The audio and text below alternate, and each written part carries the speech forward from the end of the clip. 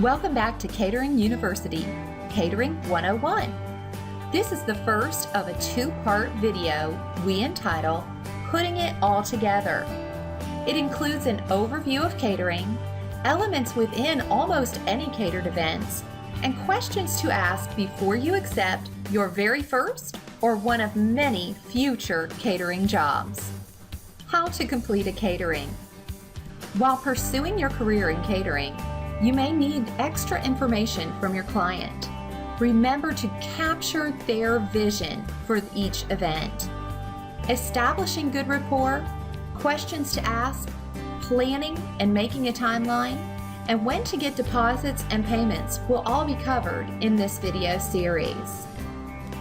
Before you place a bid for any catering job, you need to have the right information.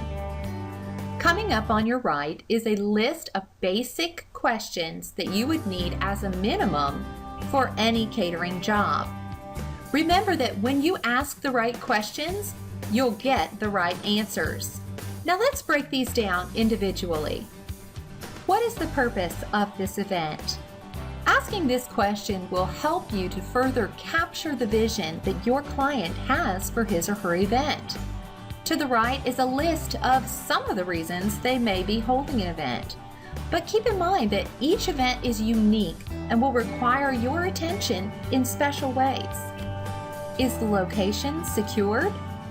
Why might you need to ask this question?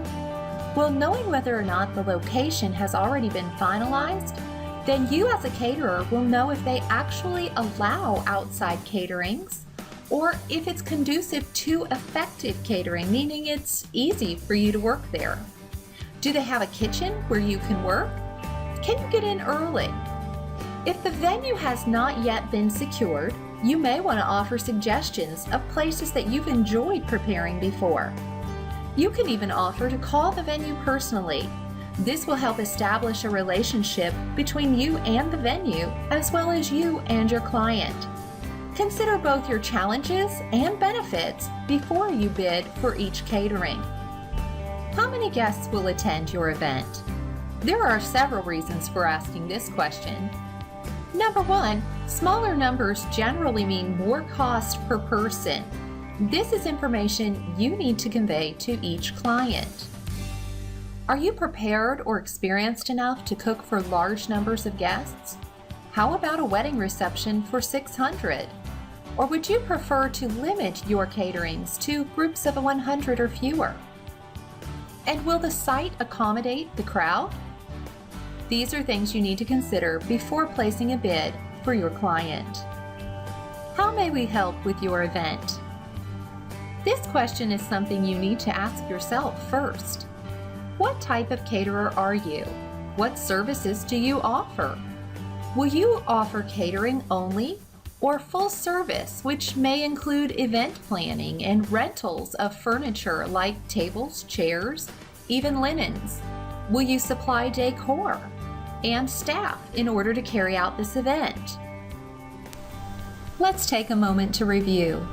So far, during our initial contact with the client, we've established what their purpose is for this event, whether or not the venue is confirmed, where that venue is, and whether or not they allow outside caterers.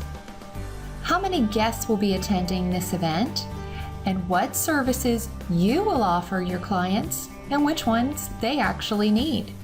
Most importantly, let's capture the vision of your client for this event and establish good rapport.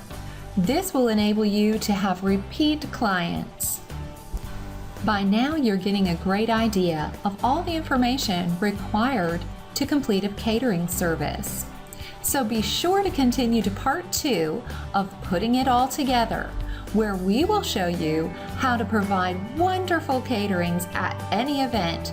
You can do it. Just keep going.